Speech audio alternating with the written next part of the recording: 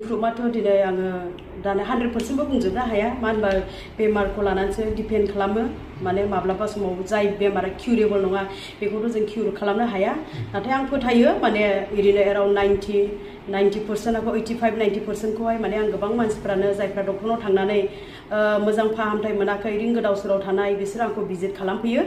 ओमफ्राय बिदिनो फ्रायानो मोजां जायो जेरै आथिं आखाइ सानाय सिखारनो हायै पेरालाइज जानानै थानाय आरो फाइल्स बेरामजों भुगिनानै थानाय आरो निसा लानाय जायफ्रानाखि ड्राग्स जौ गान्जा न'खराव असान्ति खालामनाय बिसोरबो गोबां मोजां जाबाय आरो आं भिडिअ'बो होखादों आरो दिनै गोबां पेरेन्टसफ्रा खुसि दङ आरो आं खुसि नुनो मोनदों बिसोरनि न'खरफ्रावबो आरो बेजों लोगोसे बेफोरनो गोबां बायदिसिना गथ' मोनैफोर दिनै गोबां गथ' मोनदों जोङो आं प्रुफजों लोगोसे होनो हायो जायफ्रा मिन्थिनो लुबैदों आङो डिटेल्सैबो फन नाम्बारफोरखौबो शेयार खालामखायो दिनै आरो भिडिअ'फोरबो दंखायो दिनै गोबां माबा स्पर्म प्रब्लेम गायन' प्रब्लेम बगास्राबनि प्रब्लेम गोबांथार बेफोरबायदिनो असान्ति मानसिया हामख्रंलांनाय बेफोरबायदि प्रब्लेमजों आरो हौवाफोरनि जायफोरहानाखि बेफोरबायदिनो साइज खम न'खरावहाय प्रब्लेम बेफोर जेनेबा मोजां जादों आरो गोबांथार बेफोरबायदिनो मानसिफ्रा बायदि बुंदोंबाबो आङो जेबो साना मानो होनबा बेफोरबो मोनसे हेल्थ इस्युआव गोग्लैयो दिनै बेफोरबायदिनो स्पर्म प्रब्लेम जायफ्रानाखि गथ' मोनाखै गोबां ट्रिटमेन्ट लाबाबो बेबो बे काजलगाव एरियायावनो दङ दा बिसोरबो गथ' मोनबाय आरो गायन' प्रब्लेम जायफ्रानाखि ओभारियान सिस्ट माय'मा टिउमार जानाय बिसोरबो गथ' मोननानै दङ दिनै हामथायाबाबो प्रेगनेन्ट जादों बेखौ आं नुनो मोनदों रिपर्टआबो आंजों लोगोसे दङ गोबां मानसिफोरनि रिपर्ट दङ आरो किडनि अन्थाइ गल ब्लेडार अन्थाइ हामनायाथ' हिसाब गैया किडनि अन्थाइ गल ब्लेडाराथ' दा कमन दा बेफोरो बिराद कमन नालाय दा गोबां मानसिफोरानो माने मोजां जाबाय आरो ओमफ्राय बेफोरबायदिनो बायदि बायदि बेरामफोरनिबो दङ जोङो अन प्रडाक्ट दा दिहुनबाय गोबां जोंनावहाय दा 13टा प्रडाक्टखौ जोङो जोंनि north east essential health care private limited बे नामावनो जोङो लानानै फैबाय बे मुलिखौहाय दा एभेलेबेल आरो जायफोरनो नांगौ नोंसोरो बे काजलगावआवहाय भिजिट खालामफैनो हागोन रिपर्टजों लोगोसे दिनै आं हायाबाबो आङो डक्टरफोरनो रेफार खालामो दिनै आं सासे नार्स जानायखाय जेनेबा मोजां डक्टरफोरनाव जेनेबा आं हायाबाबो दिनै गोबां मैयाबो फैदों सासे कलन केन्सार बिसोरो कलन केन्सारखौनो मिन्थिया मा नाथाय बियो मानि थाखाय जादों बियो फाइल्स बेरामनि थाखाय जादों आंनि मोन्दांथियाव मानो होनोबा बेयाव बेदरबो दङ आं नायदों खिन्थु आं बेखौ लोगो केन्सार इन्स्टिटिउटआवहाय आं रेफार खालामदों मानो होनोबा बे बेरामा किउरेबल नङा जों बेखौ किउर खालामनो हाया जास्ट मेनेजेबल जों मेनेजल' खालामनो हायो बेखौ रावबो 100% किउर खालामनो हाया बेखौ डक्टरफ्रासो मिन्थिगौ आरो स्पेसियलिस्टफ्रासो मिन्थिगौ आरो खालामो आङो फार्स्टआवनो दा आङो आवगायहाय आङो नायनो जामोन दा आङो अन जोंनिनो मेसिन मोनसे लाबोबाय जोङो बिदिनो पर्टेबल मेसिन जे एक्जेक्ट एखे बेबो जेरैहाय जों हस्पिटालावहाय बे मेसिनखौ मोनो बे मेसिनखौनो जोङो लाबोदों दा ओरैनो सिम्पोलैहाय जोङो लाबोग्रोदों जेरैहाय दा सुगार टेस्ट खालामो हेमोग्ल'बिन टेस्ट खालामो ओमफ्राय लिपिड प्रफाइलखौ नायोबा जोङो जे हार्टनि प्रब्लेम दंना गैया थैयावहाय मेजेमफोरा बारायदों नामा कलेस्ट्रल लेभेलफ्रा बेफोरखौ मिन्थियो आरो इसिजि बेफोरखौ नायगोन आरो प्रेसारफोरखौ नायगोन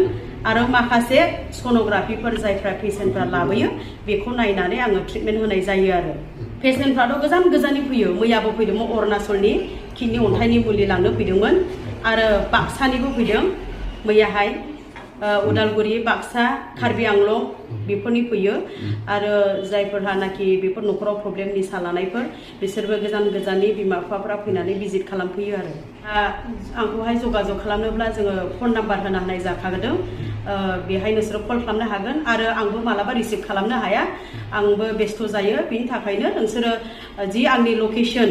दङ बेहाय नोंसोरो आंखौहाय लोगो लाफैनो हागोन आरो लकेसनखौ बुंनो हागोन काजलगावआवनो बे पोस्ट अफिसनि गोजौआव ओरैहाय हन्डा जायो आरोना जोंनि काजलगाव एरियायावथ' हन्डा श'रुमा मोनसेल' बे हन्डा श'रुमजोंनो एटेच फार्स्ट फ्ल'रावनो आरो बेहाय फैलानो नोंसोरो आंखौ लोगो मोनगोन बेवहाय गोबां रोखोमनि देहा फाहामथाय खालामनो हायो specially like male and female infertility जेनेबा गथ' मोनै ओमफ्राय हौवा हिन्जावफोरनि प्रब्लेम जेरै गाइन problem kidney stone bladder stone skin problem eye problem ear problem बेफोरखौहाय माबानो हायो आरो बेजों लोगोसे फाइल्स आलसार बेफोर आरो जायफोर एकदम कमन बेफोरखौहाय जों फाहामथाय होयो आरो बेजों लोगोसे जोङो जिखुनु प्रब्लेमानो जा मानो जोङो हायैखौ जों मिथिनायखिनिखौहाय जोङो गोजौ लेभेलाव रिफार खालामो आरो आयुर्वेदिकआनो होन आरो एल'पेथिकआनो होन जोङो माखासे हस्पिटालफोरजोंहाय टाइ आप खालामनो नाजादों